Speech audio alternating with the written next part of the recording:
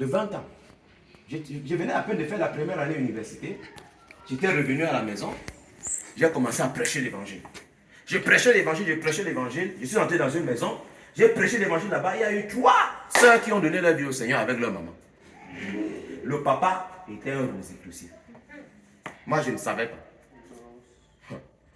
Quand le papa a vu que ses enfants partaient à l'église, il a commencé à les menacer. Il a commencé à menacer.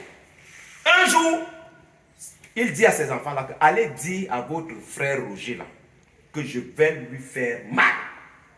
Je vais le toucher. Les enfants, la connaissant leur père, elles sont venues me trouver ce jour-là. Je crois que j'ai dirigé la réunion des jeunes. Après la réunion, elles m'ont dit, frère Roger, on voudrait qu'on prie pour toi. J'ai dit, pourquoi? Notre papa a dit qu'il va te faire mal. J'ai dit, c'est ce qu'il a dit. Elles me disent que c'est ce qu'il a dit. J'ai dit, ok, dites-lui que j'arrive là-bas. Je suis arrivé à la maison pour aller saluer mes soeurs en Christ. Le type, dès qu'il m'a vu, il me dit, c'est même toi que je cherchais à rencontrer. Viens ici, je vais te parler. Et je suis entré dans son salon. Et il était assis dans son canapé. Moi, j'étais là, assis sur une chaise là, à l'entrée de la porte. Il me dit, méfie-toi. Hein. J'ai dit, mais papa, j'ai fait quoi? Il dit, méfie-toi. Tu sais là où tu es entré? Tu sais qui je suis? Je lui dis, toi-même, tu sais qui je suis aussi. Il me dit, tu oses me parler? Je suis le secrétaire général de la Rose-Croix dans le Nord. Je lui ai dit, ah, ça c'est pour toi là-bas. Moi, ça ne m'impressionne pas. Il me dit, je suis capable, comme tu vois la porte qui est derrière toi là, je suis capable de dire à la porte là que ferme-toi, la porte se ferme, ouvre-toi, la porte s'ouvre. Je lui dis que si toi tu dis à la porte ouvre-toi, je dirai à la porte ferme-toi, elle va se fermer. Aïe, aïe, aïe, aïe, aïe, aïe. Vous pensez que je parlais ça avec quoi? C'est parce que j'avais le Saint-Esprit. Sinon je pouvais parler ça. Parfois moi-même je me demande que c'était même quelle audace, non? Vrai frère, là si le père avait dit que ouvre-toi, j'allais avoir... Quelle audace! Mais parce que j'étais rempli du Saint-Esprit et parce que je faisais confiance totalement au Saint-Esprit. Quand il a dit ça, je lui ai dit que si tu dis à la porte là, ouvre-toi, moi je dirai à la porte là, ferme-toi et la porte va se fermer. Il me dit, je vais te frapper, je vais te faire mal. Je lui ai dit, papa, essayez. Le gars est entré dans la chambre. Quand il est entré, la mère de la maison a vu comment il est entré. Comme c'était un ancien policier, elle est venue me supplier que pardon, quitte ici. Le temps qu'elle est en train de me supplier que quitte ici, le type là était sorti avec la machette. Vous les jeunes là, si on ne vous a jamais chassé de la maison de quelqu'un avec la machette pour l'évangile, vous n'avez pas encore annoncé l'évangile. Parfois vous nous voyez debout spirituellement comme ça, c'est parce qu'on a eu des expériences que si on vous donne, vous serez... Il est sorti avec la machette. Quand la mère a vu ça, elle est venue comme ça, là, barrer ça. Elle est venue vers son mari, barrer ça. Non, laisse l'enfant là rentrer.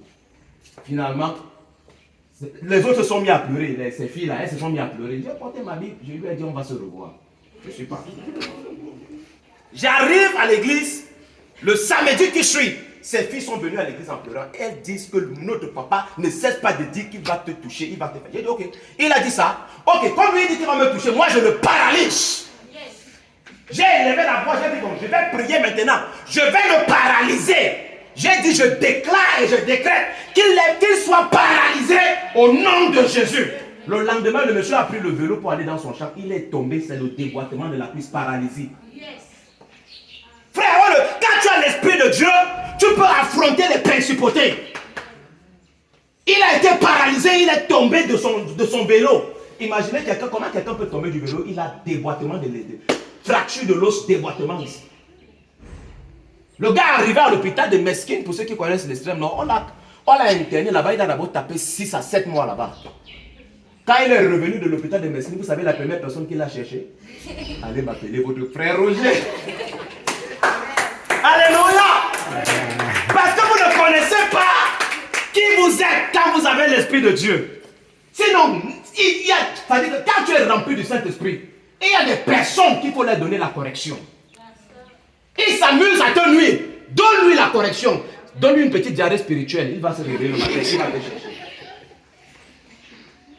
m'a appelé pour venir chez lui, je suis arrivé tout souriant. Avec toute la force. Oui, papa, j'ai appris que vous m'avez appelé. Il était couché là. Il dit, bon, je suis venu te dire que vraiment, je ne veux pas les problèmes avec toi. Voilà tes filles, prends-les, amène-les là où tu veux. Il a dit, alléluia. C'est ça que je voulais entendre. Et je lui ai dit, papa, si tu crois, toi-même, je vais prier pour toi, tu vas te lever maintenant. Il a dit, non, je ne veux pas votre prière. Mon problème, c'était qu'il fallait qu'il libère les sœurs. Il a libéré. Et ces enfants-là sont restés dans la foi jusqu'aujourd'hui. Alléluia. Donc, il y a des combats que vous ne pouvez pas affronter si vous n'êtes pas rempli du Saint-Esprit. Il y a un type de personne que vous ne pouvez pas affronter si vous n'êtes pas rempli du Saint-Esprit. Et ce n'est pas la seule personne que j'ai paralysée comme ça. Il y a un autre qui s'est amusé. Il y a un autre. Bref, qu'est-ce qu'il veut vous faire comprendre? Quand vous êtes rempli du Saint-Esprit, même Satan a peur de vous. Mais si vous n'êtes pas rempli du Saint-Esprit, il y a un type de combat que si vous engagez, vous pouvez perdre la vie. Et il y a des pasteurs qui sont morts parce qu'ils se sont aventurés dans un terrain glissant, sans les armes nécessaires.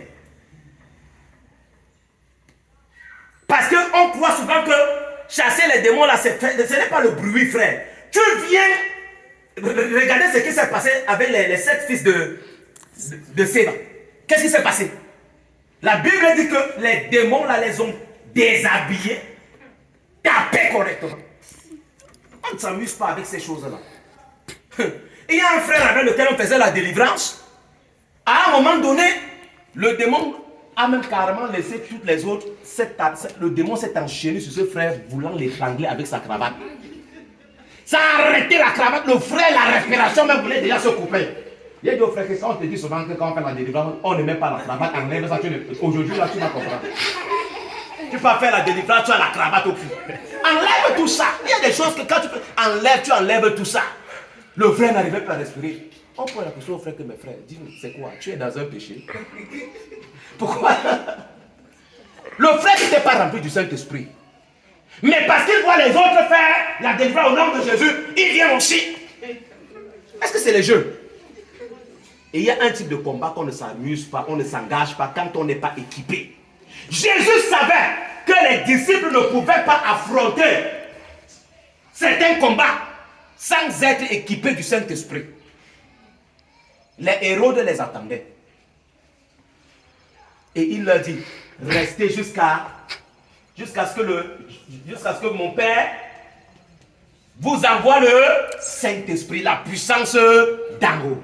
Et quand la puissance d'en haut est descendue, alléluia, l'apôtre Paul pouvait frapper d'aveuglement le magicien. Alléluia. Amen. Gloire à Jésus.